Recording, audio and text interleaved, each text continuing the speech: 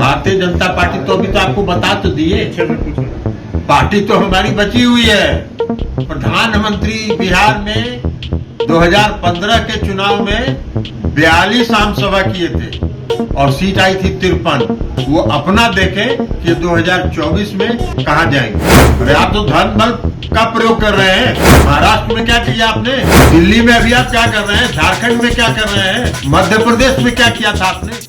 नमस्कार, मैं हूं नमन अग्रवाल और आप देख रहे हैं biforeprint.in। जेडीयू की आज से राष्ट्रीय कार्यकारिणी की 2 दिवसीय बैठक होने वाली है। इसी बीच पार्टी के राष्ट्रीय अध्यक्ष ललन सिंह ने बीजेपी पर बड़ा हमला बोला है।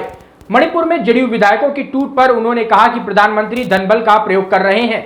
बीजेपी ने महाराष्ट्र और मध्य प्रदेश में जो किया उससे पता चलता है कि 2024 के चुनाव को लेकर पीएम मोदी बौखलाए हुए हैं। बीजेपी जैसा महाराष्ट्र और मध्य प्रदेश में कर रही है, क्या वैसा ही बिहार में भी हो सकता है? इसके जवाब में ललन सिंह ने कहा कि यहाँ लोगों के नस नस में राजनीति भरी है, यहाँ बीजेपी को कोई फायदा नहीं होगा। एक बार उन्होंने भी पार्टी में अपना एजेंट लगाकर देख लिया, लेकिन इससे भी भारतीय जनता पार्टी को कोई फायदा नहीं हुआ। पत्रकारों ने ललन सिंह से पूछा कि बीजेपी कह रही है कि जेडीयू अपने विधायकों को संभाल नहीं पा रही है, वे गठबंधन को क्या संभालेंगे। इस पर ललन सिंह ने कहा कि बीजेपी ने महाराष्ट्र और मध्य प्रदेश में जो किया उससे पता चलता है कि 2024 के चुनाव को लेकर उनकी चिंता बढ़ी हुई है। हमने बीजेपी को हराकर अरुणाचल प्रदेश में 7 सीटें जीती थी और मणिपुर में 6 सीटें जीती थी। प्रधानमंत्री धनबल का प्रयोग कर रहे हैं जो सदाचार है। वहीं भ्रष्टाचार को लेकर ललन सिंह ने कहा कि जितने दागी लोग हैं वे अगर बीजेपी में चले जाएंगे तो वह साफ सुथरे और धुले हुए हो जाते हैं, लेकिन बीजेपी का काम है विपक्षी पार्टियों पर कार्रवाई करना और उनकी छवि खराब करने की कोशिश करना।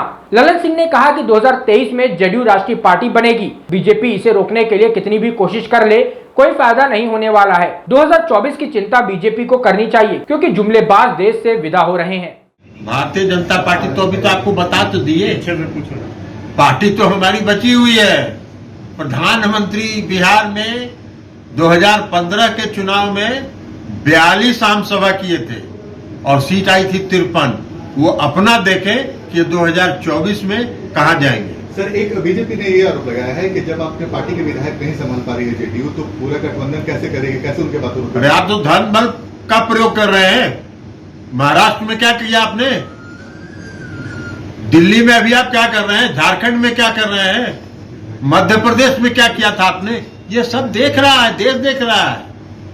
हमारी चिंता वो छोड़ दें, अपनी चिंता 2024 की करें। 2024 में वो जुमलेबाज जो है वो विदा होने वाले हैं। सर, एक सवाल ये भी उठ रहा है सर कि 2024 में नीतीश कुमार की भूमिका राष्ट्रीय स्तर पर बहुत महत्वपूर्ण मानी जा रही है। आपको लगता है कि वो गठबंधन बनाने में आप सफल होंगे? जो फ्रंट की बात जो नीतीश जी ने बोला है, मेन फ्रंट, तो आपको लगता है कि एक और फ्रंट बनाने की जरूरत पड़ेगी? कोई फ्रंट बनाने की जरूरत नहीं है।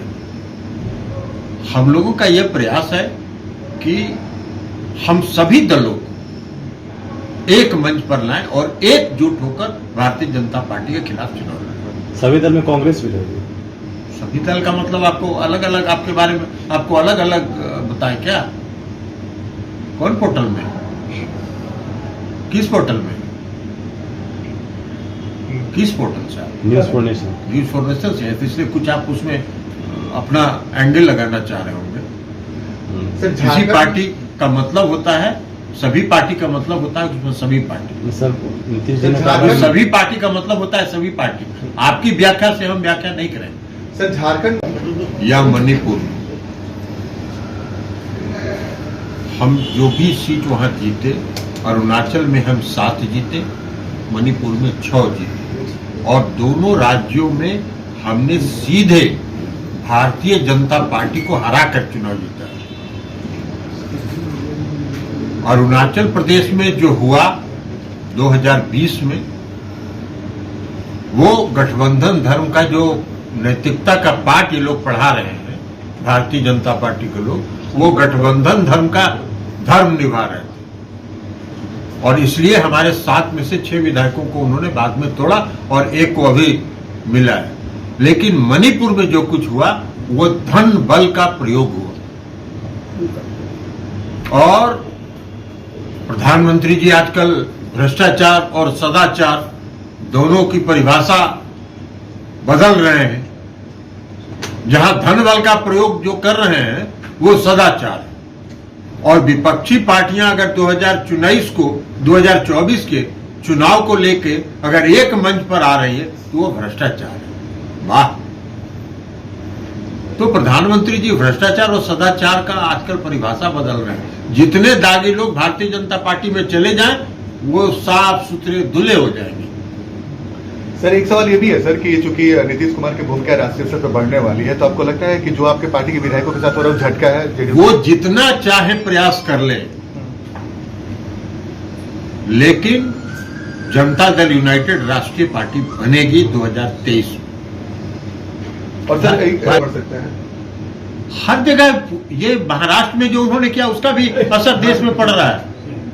मध्य प्रदेश में जो उन्होंने किया उसका भी असर देश में पड़ा है। दिल्ली में जो उन्होंने करने का प्रयास किया उसका भी असर पड़ा है। झारखंड में जो कर रहे हैं उसका भी असर पड़ेगा। आप ये सारी कार्रवाई उनकी यह बताती है कि वो बौखलाहट में, वो घबराए हुए हैं। 2024 को लेके उनकी घबराहट साफ दिख रही है। सर आपको आशंका है कि बिहार में कुछ ऐसा बीजेपी कर सकती है? बिहार में बहुत यहाँ के नस-नस में राजनीति है। यहाँ कुछ नहीं होगा। बहुत दिन से कोशिश कर रहे थे ना, हमारी पार्टी के एक एजेंट को लगा के बहुत प्रयास किया उन्होंने, सफल नहीं हुआ। अगर आपको हमारा वीडियो पसंद आया हो तो इसे लाइक करें, सब्सक्राइब करें और साथ ही बेल आइकन दबाना ना भूलें।